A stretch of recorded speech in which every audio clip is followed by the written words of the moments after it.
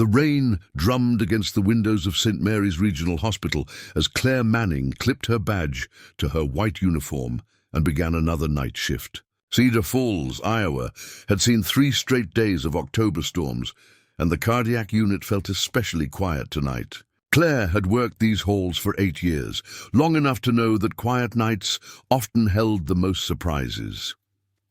She picked up her patient charts from the nurse's station, scanning the list of names. Room 13 had a new admission, Robert Whitman, 58, construction foreman, emergency heart surgery 2 days prior. Claire had seen dozens of heart patients come through these doors, but something about this case felt different as she walked down the dimly lit corridor. The door to 314 stood slightly ajar, warm light spilling into the hallway. Claire knocked softly and entered to find a man sitting up in bed, his weathered hands folded over the hospital blankets. Despite his pale complexion and the oxygen cannula beneath his nose, his eyes were remarkably alert, a striking blue that seemed to catch every ray of light in the room. "Good evening. Mr. Whitman, I'm Claire, your night nurse." She moved efficiently around the bed, checking his IV lines and monitors. Bobby Whitman looked up at her with those piercing blue eyes and smiled, not the weak, grateful smile most patients offered their nurses, but something deeper, more searching. "You have your mother's smile," he said quietly. Claire's hands stilled on his chart. "I'm sorry?" "Oh, forgive me." Bobby's voice carried the rough edges of a man who'd spent his life shouting over construction sites, but there was gentleness underneath. "Sometimes when you're lying in a hospital bed, you see things that remind you of people. You have a kind smile. I bet your mother was proud." Claire felt an odd flutter in her chest. She'd been adopted as an infant and had never known her biological parents, a fact she rarely shared with anyone, especially patients. "Thank you. How are you feeling tonight? Any chest pain or shortness of breath?" As she took his vitals, Bobby began talking about Cedar Falls, about how much the town had changed since he'd moved here in the early 90s. He spoke about his construction business, about the houses he'd built, about his late wife Sarah, who had loved the old oak trees that lined Maple Street. "Sarah always said this town was meant for families," Bobby continued, his voice growing softer. "She dreamed of raising children here. We tried for years before she got pregnant." His eyes grew distant. 1992, right here at St. Mary's, should have been the happiest day of my life." Claire's pen stopped moving across the chart. She had been born in 1992, right here at this hospital. The coincidence sent a chill down her spine, but she maintained her professional composure. "I'm sorry for your loss, Mr. Whitman. How long ago did your wife pass?" 32 years next month," Bobby's voice cracked slightly. "Complications after childbirth. They told me we lost them both, Sarah and our little girl. I've been looking for something ever since, though I could never put my finger on what." Claire's throat tightened. She noticed Bobby wore a faded hospital bracelet on his left wrist, different from his current admission band. The plastic was yellowed with age, and she could make out 1992 printed on the edge. "You've kept that bracelet all these years?" Bobby looked down at his wrist and nodded. "From the day Sarah died. Sounds foolish, I suppose, but it's all I have left of that time. That and this." He reached into the bedside drawer and pulled out a small, tarnished locket. "Sarah was wearing it when everything went wrong." Claire found herself drawn to the piece of jewelry, though she couldn't say why. "It's beautiful. She bought it at that little antique shop on Main Street. Said it was for luck." Bobby's fingers traced the worn surface. "Every year on our daughter's birthday, what would have been her birthday, I visit Sarah's grave and wonder what she would have looked like, what kind of person she would have become." The monitors in the room seemed louder suddenly, beeping in rhythm with Claire's racing heart. She finished her assessments mechanically, her mind reeling with questions she couldn't ask. As she prepared to leave the room, Bobby called out softly, "Claire?"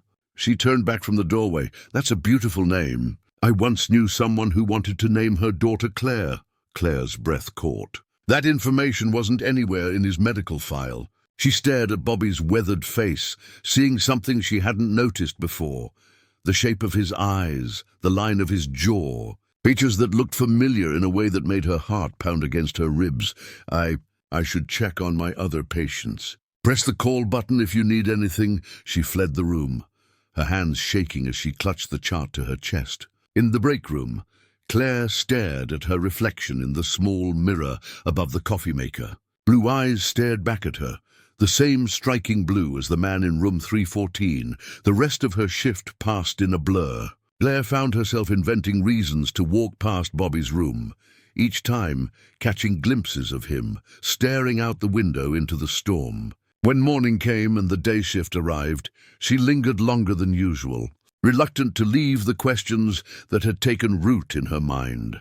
Over the next 3 nights, Claire's fascination with Bobby Whitman deepened. She learned that he lived alone in a small house on Elm Street, that he'd never remarried after Sarah's death, and that he spent his free time volunteering at the local animal shelter. He spoke often about his search for something unnamed, but driving to other towns following leads that never materialized. "I hired private investigators over the years," Bobby confided during one of their late-night conversations. "Spent most of my savings chasing shadows. Sarah's sister always said I should let the past rest, but I couldn't shake the feeling that something wasn't right about that night." Claire found herself sharing more than she intended about her own life, her adoption, her sealed records, her curiosity about her origins. She didn't mention that she'd been born at St. Mary's in 1992, but the coincidences were building like storm clouds in her mind. Other staff members began to notice Claire's unusual attention to room 314. During the Thursday night shift, Nurse Jennifer Walsh cornered Claire at the medication cart. "You're spending an awful lot of time with the heart patient," Jennifer observed, her tone carefully neutral. "He's been asking questions about hospital procedures from the 90s. I'm just being thorough." Jennifer's expression shifted. "What kind of questions?" Before Claire could respond, head nurse Patricia Morrison appeared beside them. Patricia had worked at St. Mary's for over 20 years and commanded respect from both staff and doctors. Her silver hair was always perfectly styled, and her pale eyes missed nothing. "Is there a problem with Mr. Whitman's care?" Patricia's voice cut through the low hum of the unit. "No problem," Claire said quickly. "He's recovering well." "Good. Remember, Claire, professional boundaries exist for good reasons. Patients sometimes form attachments during vulnerable times. It's our job to maintain appropriate distance." As Patricia walked away, Jennifer leaned closer to Claire. "Be careful. Word is that Patricia doesn't like staff getting too curious about old hospital records. There was some kind of incident back in the 90s that she's still sensitive about."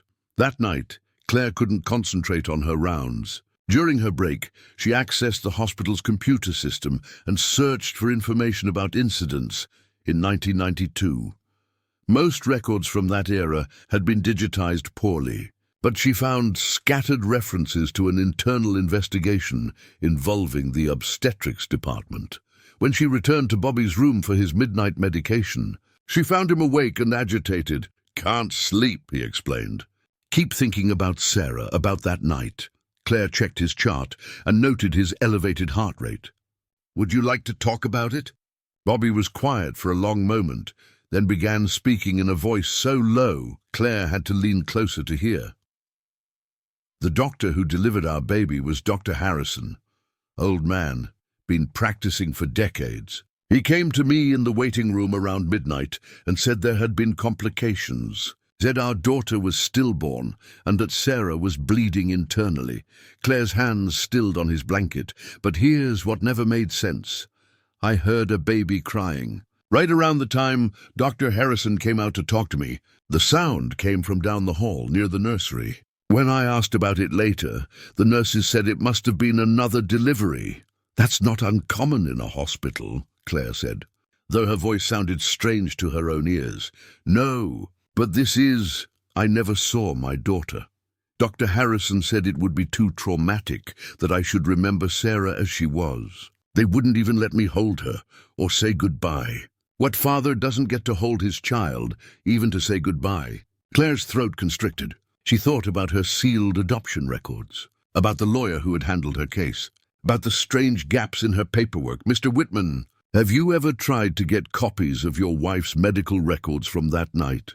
Bobby's eyes sharpened. Tried for years. Always told they were lost in a fire or misfiled, or that I didn't have the right authorization. You'd think after 30 years someone would take pity on a grieving father. A chill ran down Claire's spine. She excused herself and spent the rest of her shift researching adoption procedures from the early 1990s. What she found made her stomach turn. There had been several scandals during that era involving falsified death certificates and babies sold through illegal adoption rings. Friday morning brought more questions than answers. Claire arrived for her shift to find Bobby's room empty and freshly cleaned. Panic seized her chest as she ran to the nurse's station. "Where is Mr. Whitman?" "Moved to ICU," Patricia Morrison said, without looking up from her paperwork. "Had another cardiac episode around 6 this morning." Claire raced to the ICU, where she found Bobby connected to more monitors and machines than before. His blue eyes were closed, his breathing shallow. Dr. Reynolds was reviewing his chart with 2 ICU nurses. "How is he?" Claire asked. Dr. Reynolds looked surprised to see her. "Are you family?" "No, I was his primary nurse on the cardiac unit. He's stable for now, but it was touch and go. His heart is weaker than we initially thought. We're monitoring him closely." As the medical team dispersed, Claire approached Bobby's bedside. His eyes fluttered open at her approach. "Claire!" His voice was barely a whisper. "I'm here, Mr. Whitman. How are you feeling?" Bobby's hand found hers, his grip surprisingly strong. "I should have fought harder," he said, his words slightly slurred from medication. "I should have known she was alive." The monitors began beeping more rapidly. Bobby's grip tightened on Claire's hand. "The necklace," he gasped. "Sarah's necklace." "Look inside." His eyes rolled back and the monitors erupted in alarms. Claire was pushed aside as the medical team rushed in, working frantically to stabilize him. For terrifying seconds, the monitors showed flatline, and Claire thought she might lose him before she understood what was happening between them. But Bobby's heart found its rhythm again, and after 20 minutes of controlled chaos, Dr. Reynolds emerged from the room. "He's stable. Whatever you said to him, it got his heart rate up significantly. Maybe limit visits until he's stronger." Claire nodded, but as soon as the ICU settled into its normal rhythm, she slipped back into Bobby's room. He was unconscious, but his breathing was steady. Claire found Sarah's locket in his bedside drawer, and with trembling fingers opened the tiny clasp. Inside was a photograph, faded but clear enough to make Claire's knees buckle. It showed a young woman with blonde hair holding a newborn baby. The infant's hospital gown had slipped off one tiny shoulder, revealing a distinctive heart-shaped birthmark. Claire's hand flew to her own shoulder, where beneath her scrubs lay the exact same mark. The locket fell from her nerveless fingers, clattering to the floor. She stared at Bobby's peaceful face, seeing not just the familiar blue eyes, but the shape of his nose, her nose, and the stubborn set of his jaw that she recognized from her own mirror. Saturday night, Claire returned to work carrying the weight of her discovery. She had spent the day researching everything she could about the Morrison incident that Jennifer had mentioned. What she found painted a disturbing picture of corruption that reached high into the hospital's administration during the early 90s. The former director of nursing, Margaret Morrison, Patricia's predecessor and aunt, had been quietly forced to resign in 1993 following an internal investigation. Several families had come forward with questions about infant deaths and adoption procedures, but the scandal had been contained and covered up. Claire found Bobby awake and alert when she entered his ICU room. His color was better, and though he remained connected to multiple monitors, his eyes held their familiar sharpness. "You came back," he said softly. "I found something." Claire pulled a chair close to his bed and showed him the opened locket. "I saw the photograph." Bobby's eyes filled with tears as he looked at the image of his wife and child. Sarah was so proud. She said the baby looked just like me. Claire pulled back the collar of her scrub top, revealing the heart-shaped birthmark on her shoulder. Bobby's breath caught, his hand reaching toward her before stopping. 32 years, he whispered. "I knew. Somehow I always knew. They talked through the night, piecing together the fragments of their shared story. Claire shared what she had learned about the adoption scandal, while Bobby filled in details about those terrible days in 1992. They were still talking when sunrise painted the ICU windows gold, and Claire realized her shift had ended hours ago. "I need to go home and process all of this," Claire said, though leaving felt impossible. "I understand. It's overwhelming." As Claire prepared to leave, Bobby caught her hand. "I want you to know, whatever happens next, finding you, even like this, it's the answer to 30 years of prayer." Claire squeezed his fingers. "I feel the same way, Dad." The word hung between them, fragile and powerful. Bobby's eyes filled with fresh tears, and Claire realized she was crying too, but their moment was interrupted by voices in the hallway. Patricia Morrison was speaking in sharp, urgent tones to Dr. Reynolds. "The family has requested his transfer to University Hospital in Des Moines. Better cardiac facilities." "What family?" Claire stepped into the hallway. "He doesn't have any family." Patricia's pale eyes fixed on Claire with cold calculation. "His medical power of attorney has been activated. A distant cousin from Illinois, Mr. Whitman, will be transferred this afternoon." Claire's mind raced. Bobby had never mentioned any relatives, and she was certain he would have told her if someone else was making medical decisions for him. "I'd like to see the paperwork." "That's not your concern, Claire. In fact, I'm surprised to find you here. The ICU isn't your unit."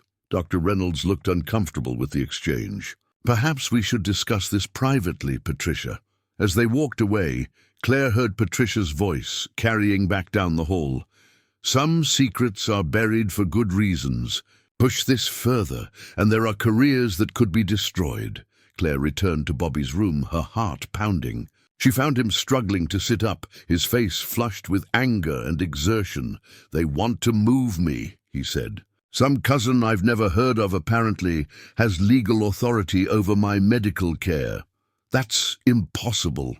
"When did you sign power of attorney papers?" "I didn't. I've never signed anything like that." Claire's blood turned cold. She realized that Patricia Morrison was trying to separate them before their connection could be proven or their questions could be answered. "Mr. Whitman, Bobby, we need to call a lawyer. This is about more than just your medical care. If what we suspect is true, if you really are my father, then there are legal implications. Other families might have been affected by the same corruption." Bobby nodded, his jaw set with determination that Claire recognized as her own. "I've spent 30 years wondering.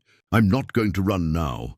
Claire pulled out her phone and began searching for attorneys who specialized in adoption fraud and medical malpractice. She found a firm in Des Moines that had handled similar cases and placed the call. Despite the early hour, within 2 hours, Attorney Michael Chen was at Bobby's bedside, with a court order preventing his transfer and demanding access to all medical records from 1992. Chen was a sharp-eyed man in his 40s who had built his career on exposing institutional corruption. "These cases are more common than people realize," Chen explained to Claire and Bobby. "Corrupt hospital staff would declare healthy babies stillborn, falsified death certificates, and arrange private adoptions for substantial fees. The birth parents never knew their children survived, and the adoptive families believed they were saving orphaned infants. But how could they get away with it for so long?" Claire asked. Grief and shame are powerful silencers. Most parents who lose a child don't want to relive the experience by demanding records or asking difficult questions. And the adoptive families had no reason to suspect anything was wrong. Chen's investigation moved swiftly. By Monday, he had uncovered a paper trail connecting Margaret Morrison to a lawyer named William Bradford, who had handled numerous private adoptions during the early 90s, including Claire's. Patricia Morrison was called into an emergency meeting with the hospital's board of directors and legal team. Chen had also contacted the state attorney general's office, which launched a formal investigation into the adoption scandal. Tuesday morning brought a confrontation Claire would never forget. She arrived for her shift to find Patricia Morrison waiting by her locker, flanked by 2 hospital administrators. "Claire, we have a proposition for you." Patricia's voice was controlled, but Claire could see the desperation in her pale eyes. "I'm listening. There's an opening for a charge nurse position at Mercy General in Des Moines. Significant pay increase, excellent benefits, and an opportunity to advance your career. The position is yours if you're interested." Claire understood immediately. "And all I have to do is drop my questions about 1992 and leave Bobby Whitman alone." One of the administrators, a nervous man with wire-rimmed glasses, cleared his throat. "Claire, you're an excellent nurse, but this situation has become disruptive to hospital operations. Sometimes it's better for everyone to let sleeping dogs lie. You mean sometimes it's better to let corruption stay buried?" Patricia's composure cracked slightly. "You have no idea what you're messing with, Claire. The Morrison incident destroyed lives and careers. People went to prison. Families were torn apart. Is digging up the past really worth destroying your future?" Claire looked at these people who had been her colleagues and supervisors for 8 years. She thought about the career she had built, the respect she had earned, the comfortable life she could maintain if she just walked away. Then she thought about Bobby, lying in that hospital bed, having spent 30 years searching for a daughter he never knew survived. She thought about Sarah, who died believing her child was gone. She thought about other families who might have been destroyed by the same lies. "Yes," Claire said simply. "It's worth it." Patricia's face hardened. "Then you've made your choice. Don't expect this hospital to protect you when everything falls apart." Over the following weeks, the investigation gained momentum. Records that had been lost for decades were suddenly discovered in storage facilities and private files. The state attorney general's office found evidence of at least 12 suspicious infant deaths and adoptions between 1991 and 1993. Bobby was transferred to a regular room as his heart condition stabilized.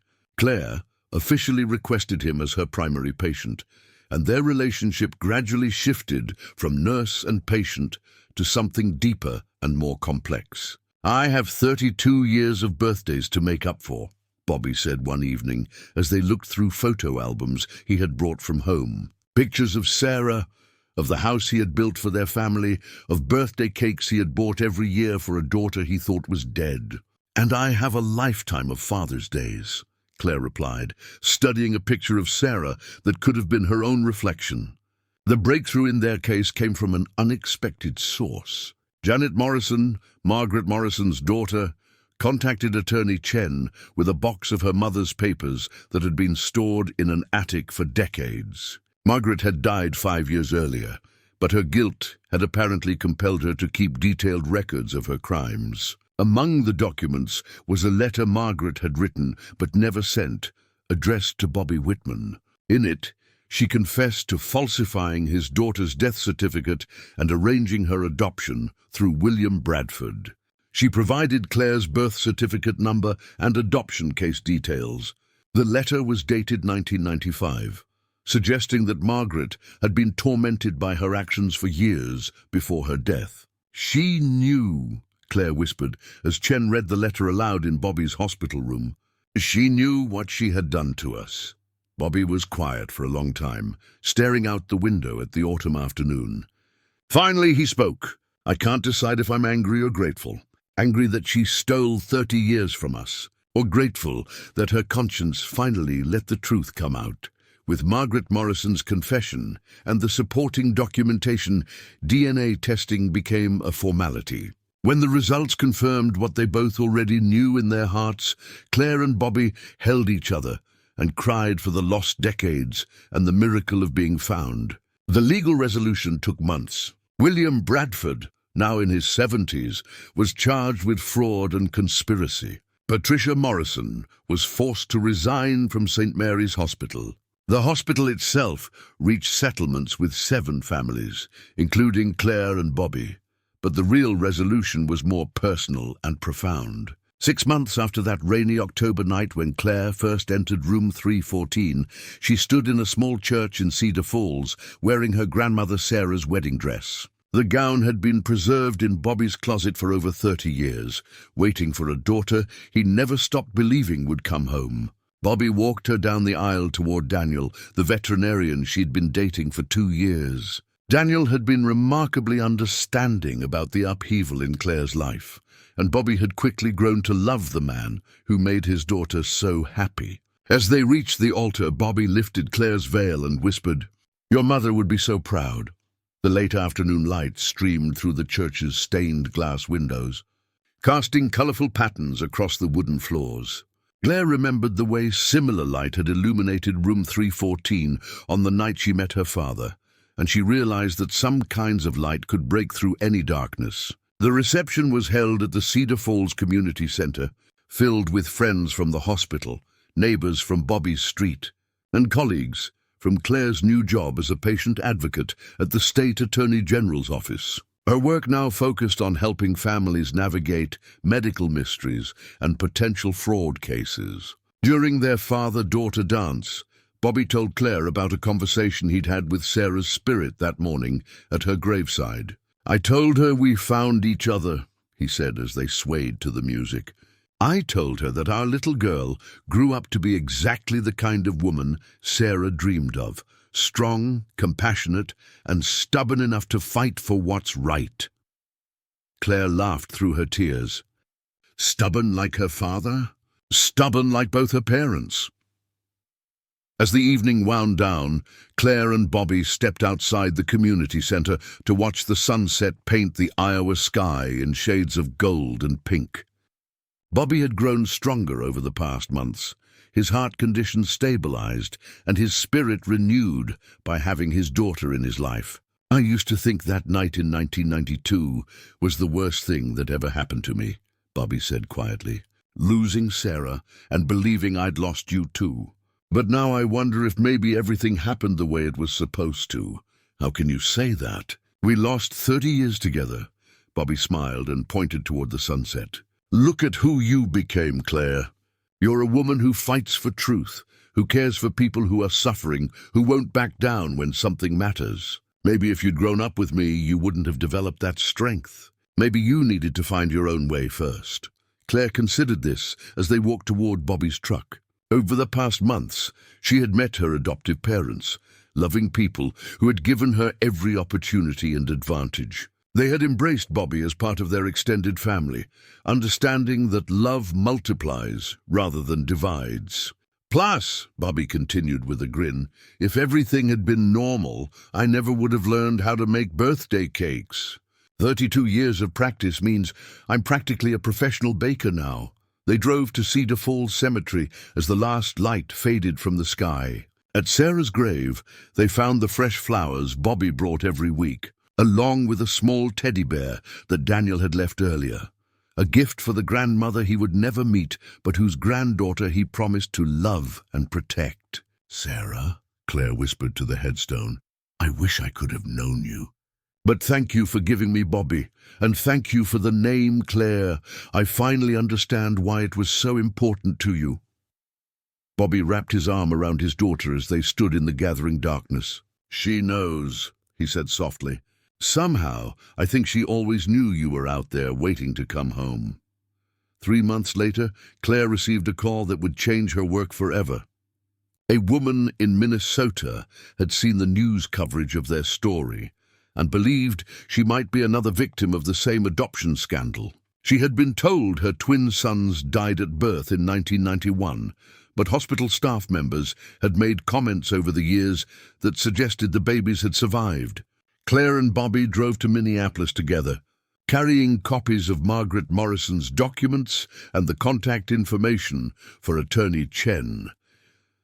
As they sat in the woman's living room, listening to her story of loss and 33 years of grief, Claire realized this was how they would honor Sarah's memory, by reuniting other broken families and exposing corruption wherever they found it. "We can't give people back their lost years," Claire told the woman, "but we can give them truth. And sometimes, if we're very lucky, we can give them each other." Bobby squeezed Claire's hand and nodded. In his eyes, she saw the same determination that had driven him to search for her for 3 decades, now redirected toward helping others find their way home. Outside the Minneapolis hotel that night, father and daughter stood on the balcony, looking up at the stars. The October air was crisp, reminding them both of that first night they met in the hospital. "Do you ever wonder what would have happened if you hadn't been assigned to room 314? Bobby asked. Claire smiled and leaned against his shoulder. "No, because I don't think it was a coincidence. I think somehow, some way, we were always meant to find each other. Maybe not the way we planned, maybe not when we expected, but exactly when we were both ready to fight for the truth." Bobby kissed the top of his daughter's head, breathing in the scent of her shampoo, something he had dreamed of doing for 32 years. "You know what the best part is?" he said. "What? We get to start every day now knowing we're not searching anymore. We're not wondering or hoping or chasing shadows. We're just living together as a family." Claire closed her eyes and listened to the sound of her father's heartbeat, strong and steady, a rhythm that had been calling to her across the years without her even knowing it. Tomorrow they would return to Cedar Falls, to their work helping other families find healing and truth. But tonight, under the vast Iowa sky, they were simply a father and daughter who had found their way home to each other. The light that had first connected them in room 314 continued to shine between them, illuminating not just their past, but their future. A future built on love that had survived corruption, separation, and time itself. Thank you for listening to this story until the end. If you enjoyed it, please support the channel, subscribe, leave a like, and share your thoughts in the comments so you don't miss the next episodes. See you in the next story.